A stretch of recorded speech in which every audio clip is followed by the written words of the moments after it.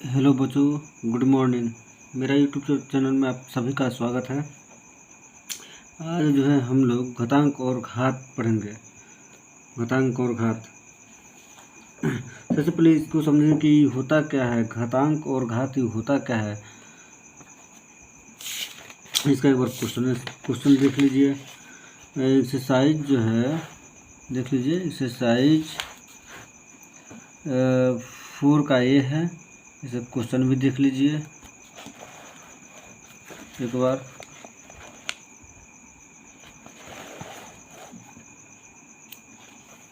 अभी समझेंगे कि क्या है घातांक और घात क्या है।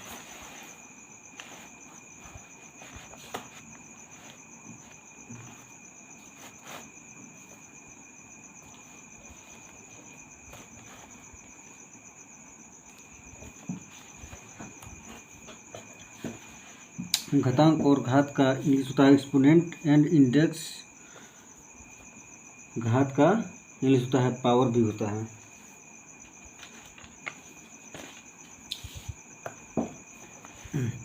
तो सबसे पहले हम एक एग्जाम्पल के लिए एक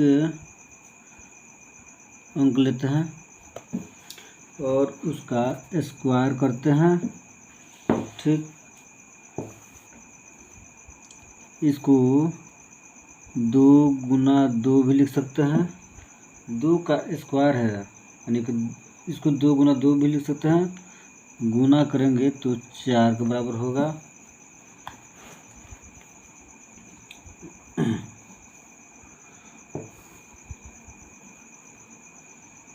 फिर से एग्जांपल के लिए 3 का क्यूब लेते हैं। इसको 3 गुना 3 गुना 3 भी लिख सकते हैं। ठीक, इसको गुना करने पर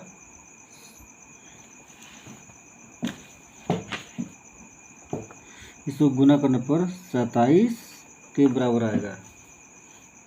इसको गुना करने पर 27 के बराबर आएगा।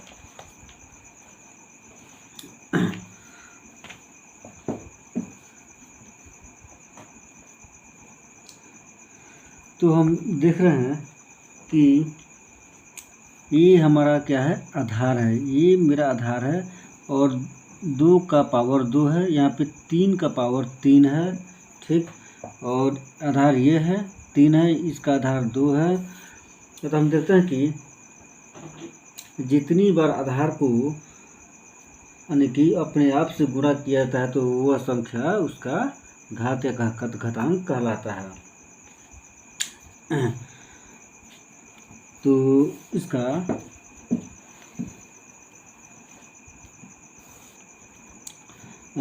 डिफिनेशन इस तरह बनता है कि जिस संख्या को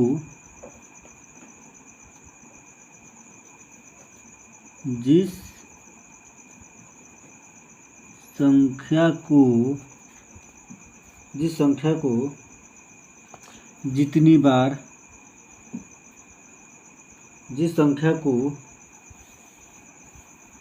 यानी कि आधार को जिस संख्या को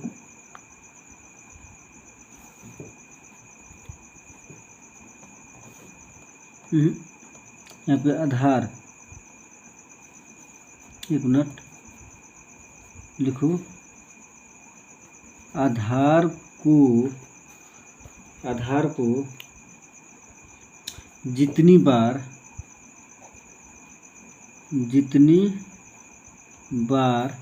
स्वयं या अपने आप से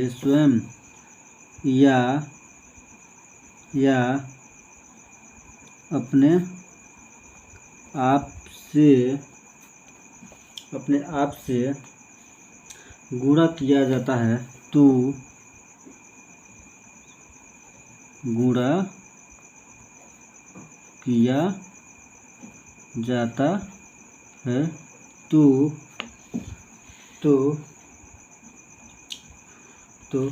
वह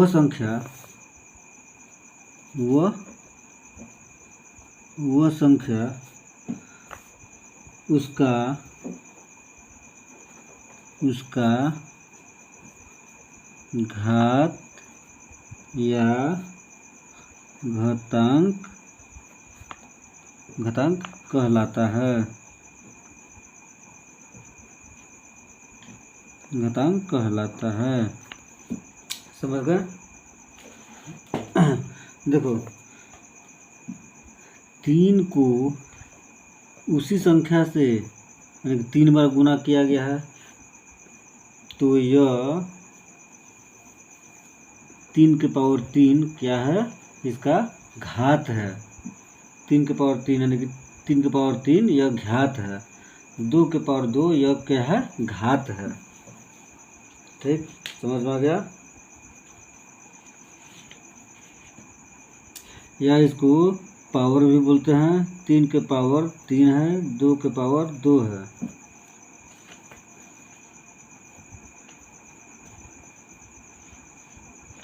अब चलते हैं क्वेश्चन में। क्वेश्चन में आते हैं, देखते हैं मेरा क्वेश्चन क्या है। यहाँ पे है लघुत्तरीय प्रश्न में, लघुत्तरीय प्रश्न 1 नंबर का क्वेश्चन है। 5 का स्क्वायर का आधार डैश है और घातांक डैश है। तो 5 स्क्वायर का आधार 5 हो गया और घातांक है 2। यहाँ पे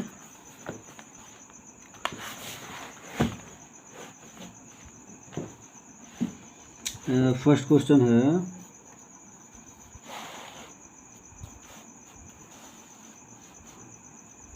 यहाँ पे फर्स्ट क्वेश्चन है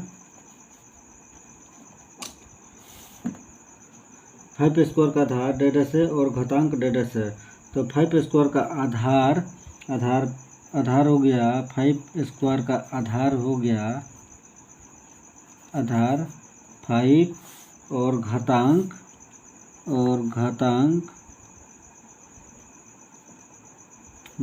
हो गया 2। घातांक को घात भी बोलते हैं। घातांक को हो या घात को हो, इस 5 का स्क्वायर हो गया, यानी कि 5 का स्क्वायर 2 है, तो 2 घात है या घातांक है। घातांक को हो या घात को हो, बात एक है। अब सेकंड नंबर क्वेश्चन है 3 के पावर 5 का आधार क्या है? 3 के पावर 5 का आधार 3 है और घातांक क्या है? 5। घातांक क्या है? 5। फिर से 3 नंबर का क्वेश्चन है। 3 नंबर का क्वेश्चन है -3 का स्क्वायर, -3 का पावर 2 या -3 का स्क्वायर को हो, का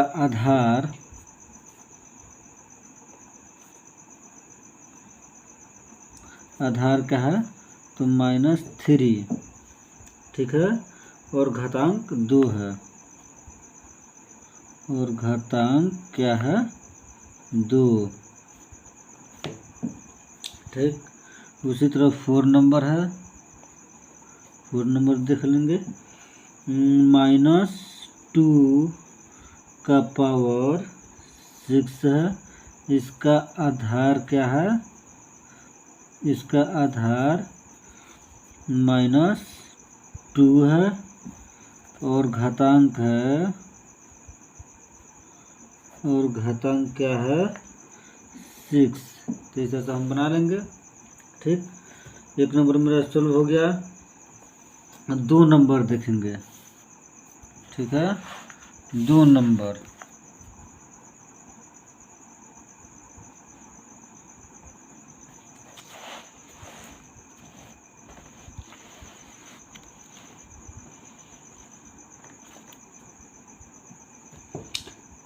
बोल रहा है निम्नलिखित के चिन्ह बताओ।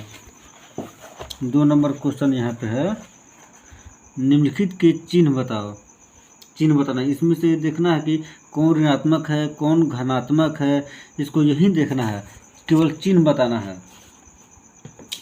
तो देखेंगे 2 नंबर का फर्स्ट नंबर -1 का पावर 8 है, इसका केवल चिन्ह बताना है। तो इसको हम ऐसे भी लिख सकते हैं, -1 गुना -1 गुना, ये 8 बार लिखेंगे, इसको 8 बार ऐसे लिखते जाएंगे। -1 गुना -1 गुना -1, इसको कोष्ठ ब्रैकेट दे दो, नहीं भी दे सकते हो तो भी काम चलेगा, गुना -1 गुना -1। देखेंगे कितना बार लिखे हैं, 1 2 3 4 5 6 बार लिख चुके हैं, 7, ये 8 हो गया, 8 बार लिख चुके हैं, 1 2 3 4 5 6 7 8। अब इसको गुना करने पर एक ही आएगा, लेकिन चिन्ह में चिन्ह को गुना करने पर देखते हैं क्या आता है। माइनस में माइनस से गुना करेंगे तो प्लस आएगा, फिर से प्लस में माइनस से गुना करेंगे तो माइनस आएगा, फिर से माइनस में माइनस से गुना करेंगे तो प्लस आएगा, प्लस में माइनस से गुना करेंगे तो माइनस आएगा, फिर से माइनस में माइनस से गुना करेंगे तो प्लस आएगा, प्लस में माइनस से गुना करेंगे तो माइनस आएगा, माइनस में माइनस से गुना करेंगे तो प्लस आएगा, यानी कि चिन्ह हमारा घनात्मक आया, चिन्ह हमारा घनात्मक आया। तो हम यह कह सकते हैं कि अगर यहाँ पे पावर 2 रहेगा, 4 रहेगा, 6 रहेगा, 8 रहेगा, 10 रहेगा, तो हमारा चिन्ह घनात्मक होगा, यानी कि सम संख्या, पावर में सम संख्या रहेगा तो हमारा चिन्ह घनात्मक रहेगा, अगर पावर में विषम संख्या रहेगा तो चिन्ह हमारा ऋणात्मक होगा। ठीक है, तो पावर में सम संख्या है यानी कि 8 है, तो हमारा चिन्ह घनात्मक हो गया। ठीक, समझ में आ रहा है। और सेकेंड नंबर क्वेश्चन है, सेकेंड नंबर -1 का पावर 5, यानी कि इसका पावर -1 का पावर 5 है, -1 का पावर 5 है, विषम संख्या है, यानी कि मेरा चिन्ह क्या आएगा, ऋणात्मक आएगा, तो लिखेंगे ऋणात्मक, चिन्ह मेरा ऋणात्मक। पहले भी बता चुके हैं कि पावर में कोई सम संख्या रहेगा तो हमारा चिन्ह घनात्मक होगा, अगर पावर में कोई विषम संख्या रहेगा तो मेरा चिन्ह ऋणात्मक होगा। ठीक, तो विषम संख्या है तो इसलिए चिन्ह मेरा ऋणात्मक है। और थर्ड नंबर में देखेंगे -2 के पावर 5, तो यहाँ पर भी मेरा विषम संख्या है, यहाँ पर विषम संख्या है तो मेरा चिन्ह जो है ऋणात्मक होगा, ऋणात्मक होगा। और फिर से 4 नंबर देखा जाए, 4 नंबर में 4 के पावर 5 है, 4 के पावर 5, 4 के पावर 5 है। ठीक, तो यहाँ पे प्लस छिपा हुआ है, तो हमारा प्लस जब छिपा हुआ है ऑलरेडी, तो यहाँ इससे मतलब नहीं है कि यहाँ पे सम संख्या हो या विषम संख्या हो, जब ऑलरेडी प्लस छिपा हुआ है तो मेरा यहाँ पे चिन्ह घनात्मक हो जाएगा, घनात्मक होगा। अब 5 नंबर क्वेश्चन है, -3 के पावर 2, यहाँ पे माइनस है और पावर में 2 है, यानी कि 2 क्या है, सम संख्या, तो मेरा चिन्ह क्या होगा, घनात्मक होगा, धनात्मक होगा। ठीक, अब 6 नंबर देखा जाए, 6 नंबर 5 के पावर 6 है, ठीक है। तो ऑलरेडी यहाँ पे 5 के पहले प्लस छिपा हुआ है, तो मेरा चिन्ह धनात्मक ही हुआ।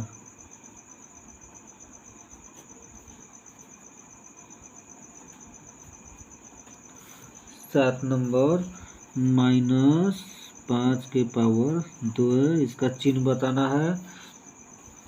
यहाँ पे माइनस है और जो है पावर में सम संख्या है, तो मेरा चिन्ह धनात्मक हो जाएगा,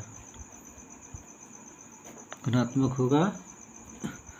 अब 8 नंबर है,